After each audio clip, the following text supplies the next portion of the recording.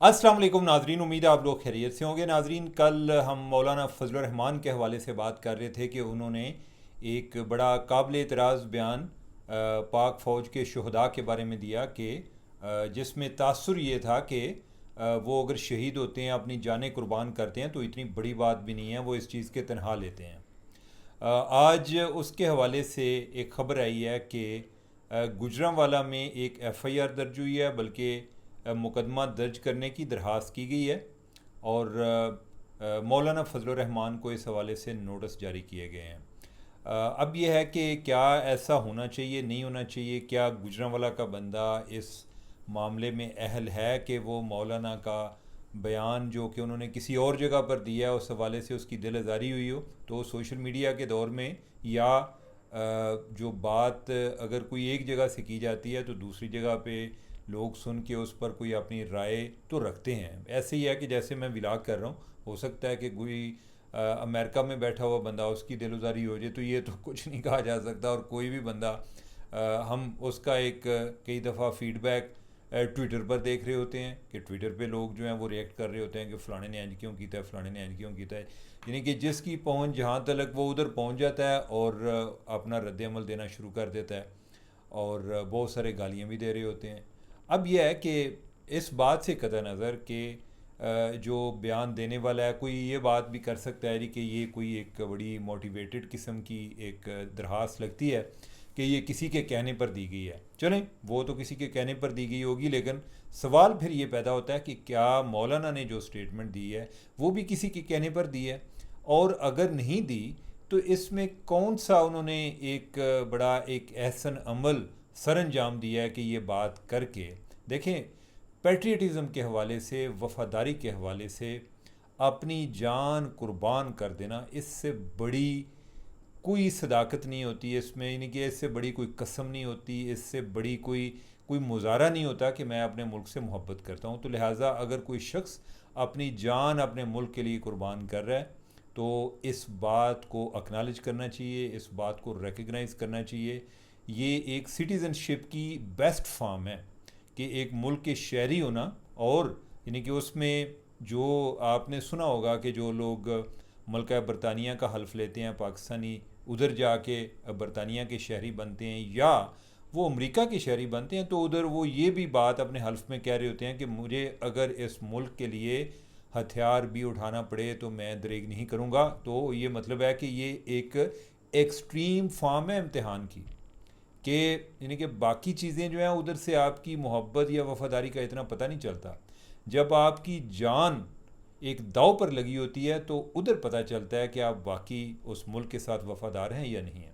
तो लिहाजा जो लोग इसमें कुर्बानी देते हैं उनकी इस कुर्बानी का इदराक करना चाहिए। अगर मौलाना समझते हैं कि ये सिर्फ तनख्वाह का मामला है तो फिर वो अपने बेटे को भेज दें, यानी कि तनख्वाह तो उसे भी मिल जाएगी, या यानी कि उन्हें इस बात का एहसास नहीं होगा। और दूसरा, क्या मौलाना जो भी खिदमात सर अंजाम देते हैं मौलाना उसकी तनख्वाह नहीं ले रहे होते? तो तनख्वाह वाले तो बहुत सारे लोग हैं, लेकिन जिधर आपकी जान जा रही होती है ये वाला ये तनख्वाह का सौदा बड़ा महंगा पड़ता है। तो इसको एक्नॉलेज करना चाहिए। और जो लोग अपनी जान दे रहे होते हैं उनकी क्या सबसे बड़ी तवक्को क्या हो सकती है कि लोग उनकी इस कुर्बानी को रिकग्नाइज़ करें। और अगर उधर जो है वो इस तरह की बातें शुरू हो जाएं तो इससे जो फोर्सेस हैं उनमें उनकी बददिली होती है। और ये मामला सिर्फ फ़ौज की हद तक नहीं है, पुलिस में भी है। आए दिन हम देखते हैं कि कोई प्रोटेस्टर्स में से कोई एक बंदा मारा जाए उसका बहुत जिक्र होता है, लेकिन पुलिस वाले जो हैं वो जितने भी मारे जाए उसका कोई जिक्र नहीं होता है। ऐसे लगता है जी कि इन्हों जी है नहीं जी तनख्वाह लेंदे ने, तनख्वाह लैके जी यानी कि इन्होंने तो जो दिले यानी कि मतलब है कि तनख्वाह के बदले आप कुछ भी उनके साथ कर सकते हैं। ये इनको उनको अपने अल्फाज पर सोचना चाहिए और इस मामले में कोई डटाई का मुजाहरा करना भी कोई ऐसा कोई एक कोई मुस्तहसन अमल नहीं है। आगे बढ़ते हैं। पंजाब के हवाले से जुडिशल अफसरान को 2.5 से 3 लाख में कारें देने की स्कीम मंजूर। अब यह है कि जब मैं हेडलाइन पढ़ी तो मुझे तासुर ये मिला कि शायद पंजाब गवर्नमेंट जो है वो जजेस को ब्राइब कर रही है, लेकिन बाद में पता चला कि ये पंजाब गवर्नमेंट नहीं है, बेसिकली ये लाहौर हाई कोर्ट है। लाहौर हाई कोर्ट ने ये एक स्कीम मंजूर की है। उसमें मुख्तलिफ़ गाड़ियाँ, कोई टोयोटा करोला की भी हैं, होंडा सिटी भी हैं, अब जो मैं इस स्कीम को के बारे में समझ पाया हूँ, यानी कि मैं समझ इस बुनियाद पे पाया हूँ कि उतनी मालूमात दी नहीं हुई, लेकिन बाकी जगहों पर मुख्तलिफ़ ऑफिस में ये जो इस तरह एक रियायती कीमतों पर गाड़ी देने का अमल होता है, ये क्या होता है आम तौर पे? ऐसा होता है कि जैसे आपने एक गाड़ी ली और 5 साल वो गाड़ी पूरी हंडाई चलाई, और उसके बाद वो गाड़ी आप एक तरह की आमतौर पे ऑक्शन में चली जाती हैं, सेल कर दी जाती हैं। और इधर उन्होंने ये किया कि उन्होंने अपने जो जुडिशल अफसरान हैं, जो जज साहबान हैं, उनको कहा कि आप वो गाड़ी ख़रीद सकते हैं। ये बात अभी तक वजाहत तलब है कि क्या ये 2.5 से 3 लाख तक है, या ये है कि 2.5 से 3 लाख रुपया उन्होंने इब्तदाई तौर पर देना है। ऐन मुमकिन है कोई इस तरह की स्कीम हो कि 2.5 से 3 लाख रुपया उन्होंने इब्तदाई तौर पर देना है, और कुछ पैसे जो हैं वो बाद में उनकी तनख्वाहों में एक साथ की शक्ल में काटे जाएंगे। तो ये चीज़ अभी तक वजाहत तलब है। मैंने इस हवाले से 2 रिपोर्ट्स देखी हैं, डान में देखी है, जियो में देखी है, लेकिन ये वजाहत उसमें नहीं की गई। अब हम तीसरे टॉपिक की तरफ बढ़ते हैं। ये बड़ा अहम टॉपिक है, हमारे हमसाया मुल्क के हवाले से है। हैकर्स ने भारत के सबसे बड़े एटमी प्लांट से मुतल्लिक हसास डाटा इंटरनेट पर लीक कर दिया। ओ हो। ये बड़ी एक क्या कहते हैं, तशवीशनाक स्टोरी है इंडिया के हवाले से। बड़ी एक काबिल गौर है और परेशान कुन स्टोरी है, इन पर्टिकुलर उनके हवाले से कि उनका एटमी प्लांट का डाटा लीक हो गया। अच्छा, और लीक कैसे हुआ है? लीक ऐसे हुआ है कि उसकी कोई मेंटेनेंस या वो आगे जो उसमें सर्विस प्रोवाइडर थे, उसमें एक उनका एक बहुत बड़ा एक कारोबारी ग्रुप है रिलायंस, तो वो इन्वॉल्व था, उनका डेटा सेंटर इन्वॉल्व था। अब उनके डेटा सेंटर से जो चीज़ें चोरी हुई हैं उसमें ये डाटा भी लीक हो गया। अच्छा, और ये बात कोई स्पेकुलेशन नहीं है, इसके बारे में रिलायंस वालों ने कंफर्म किया। उन्होंने कहा कि हमने हुकूमत को बता दिया। हुकूमत वाले किसी को बताने के काबिल ही नहीं रहे, उन्होंने किसी को नहीं बता रहे वो आगे। हैकर्स जो है उन्होंने बता दिया। अब हैकर्स इस तरह क्यों करते हैं? उन्होंने भी रोज़ी रोटी का सिलसिला है। वो इस तरह का डेटा लीक करते हैं और फिर उसके बाद वो पैसे मांगते हैं। वो कहते हैं कि आप इतने पैसे दे दें तो ये डाटा आपको वापस कर दिया जाएगा। अब उन्होंने आगे जवाब में इनको वो डेटा, यानी उन्होंने कोई मुंह नहीं लगाया, यानी कि गवर्नमेंट ने, इंडिया की गवर्नमेंट ने मुंह नहीं लगाया। अब क्या वजह हो सकती है? ऐन मुमकिन है कि उनके जहन में ये हो कि ब्लैकमेल तो डेफिनेटली वो कर रहे हैं, लेकिन यह है कि इस बात की क्या गारंटी है कि एक दफ़ा डेटा उनके हाथ में आ गया है तो वो इस दफ़ा लीक नहीं करेंगे, आइंदा किसी को क्वाइटली किसी के साथ शेयर कर दें, क्योंकि वो ऐसा इनके कंट्रोल में तो है नहीं। इनको ये भी नहीं पता कि ये कौन लोग हैं, किधर बैठे हुए हैं। तो यानी कि वो सोचने वाला ये भी सोच सकता है जी कि हो सकता है कि कल जो है वो पाकिस्तान के साथ शेयर कर दें, किसी और के साथ शेयर कर दें। कुछ अर्सा पहले कोई इनकी जो टाटा बिज़नेस ग्रुप है उनका डाटा लीक हुआ था, और उनके जो कॉन्ट्रैक्ट्स एप्पल के साथ और जो टेस्ला के साथ थे, उनकी मुख्तलिफ जो डिज़ाइन कंपोनेंट्स थे उनकी डिटेल लीक होगी। तो ये बड़ी एक कंसर्निंग बात है ना। और एक और कंसर्निंग बात यह है कि इंडिया एक आईटी के हवाले से जाना जाता है, आईटी एक्सपोर्ट्स के हवाले से जाना जाता है। पिछले दिनों मैं पढ़ रहा था कि इकोनॉमिस्ट में एक स्टोरी थी जी कि इंडिया अपनी कोई एक चाहिए वेबसाइट नहीं बना सकता। यानी कि मतलब ये है कि उन्होंने गवर्नमेंट की वेबसाइट्स का जिक्र किया हुआ था कि जो कि इतनी ज़्यादा यूज़र फ्रेंडली नहीं है, कि बावजूद इसके कि उधर बड़े सॉफ्टवेयर इंजीनियर पड़े हुए हैं, लेटे हुए हैं, अमेरिका के लिए काम कर रहे हैं और मुल्कों के लिए कर रहे हैं, लेकिन ये काम जो है सरकार उनसे नहीं करा पाती।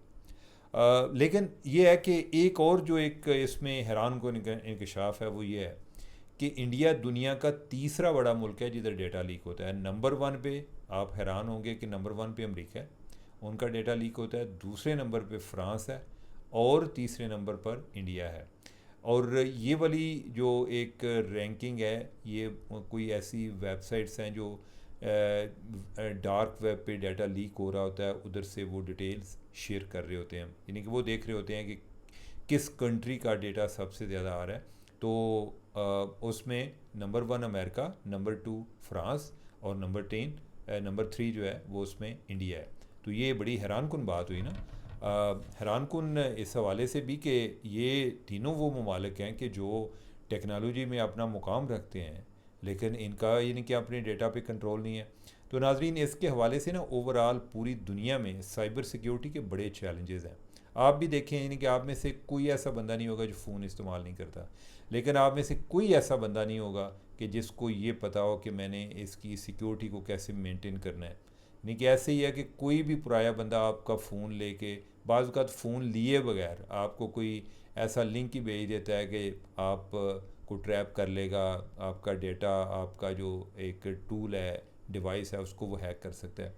तो जो इस हवाले से ना सिक्योरिटी के हवाले से, साइबर सिक्योरिटी के हवाले से कोई लिटरेसी नहीं है, और जो हुकूमतें हैं उनका भी ज़्यादा फोकस इस बात पर है कि किस तरह से हम कोई चीज़ें बना रहे हैं, यानी कि उसमें आगे उनको कोई आके चुरा सकता है, इस पर कोई फोकस नहीं है। एक तो ये बात हुई। दूसरा ये है कि मैं एक ये भी क्यूरियस था कि पाकिस्तान का कहीं जिक्र नहीं है। पाकिस्तान जो है वो पहले जो इब्तदाई ममालिक हैं जो कि टॉप पर हैं उनमें से नहीं आता जिनका डाटा लीक हुआ है।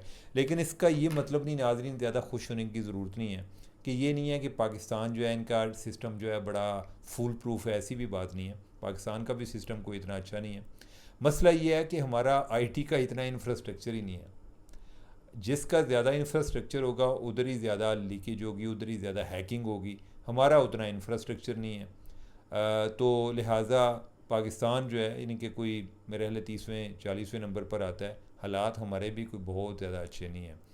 और लेकिन यह है कि साइबर सिक्योरिटी इस टाइम दुनिया का बहुत बड़ा चैलेंज बनता जा रहा है। आपको अंदाज़ा होना चाहिए कि इवन जो अली ख़ामनाई हैं उनको जो शहीद किया गया, उस हवाले से इसराइल ने कोई ज़रूरी नहीं कि उनकी ह्यूमन इंटेलिजेंस की बुनियाद पर किया था, उन्होंने उनका जो मुख्तलिफ जो ट्रैफिक कैमरे लगे हुए थे उनका डेटा उन्होंने उनको हैक किया हुआ था। और जो गाड़ियाँ उनकी तरफ जाती थीं उसमें कौन लोग हैं, उनके जो फेशियल रिकग्निशन वो कितनी रूटीन में कैसे जाते हैं, एआई के ज़रिए उन्होंने सारे उनके पैटर्न जो हैं वो भी डिटरमिन किए हुए थे और उस बुनियाद पे किया हुआ था। सुनने में ये भी आता है पाकिस्तान जो है इसने इंडिया की कई जगहों को डेटा लीक किया हुआ है कि जैसे इधर बैठ के आप कुछ चीज़ों को देख सकते हैं, और एन मुमकिन है कि उन्होंने को पाकिस्तान का भी किया हुआ है। तो टेक्नोलॉजी जूँ जूँ बढ़ रही है उसमें हम जितना अपने आप को महफूज तसव्वुर करते हैं उससे कहीं ज़्यादा हम गैर महफूज भी हैं। तो इस लिहाज से हमें इन चीज़ों पर गौर करने की ज़रूरत है कि क्या हो रहा है और क्यों हो रहा है, और इस बारे में एक अवेयरनेस की बहुत ज़्यादा ज़रूरत है। यानी कि शहरियों से ज़्यादा ये हुकूमती लेवल पर ज़रूरत है। तो नाजरीन, आज के लिए इतना ही काफ़ी है। मुझे दें इजाज़त। अल्लाह हाफिज़।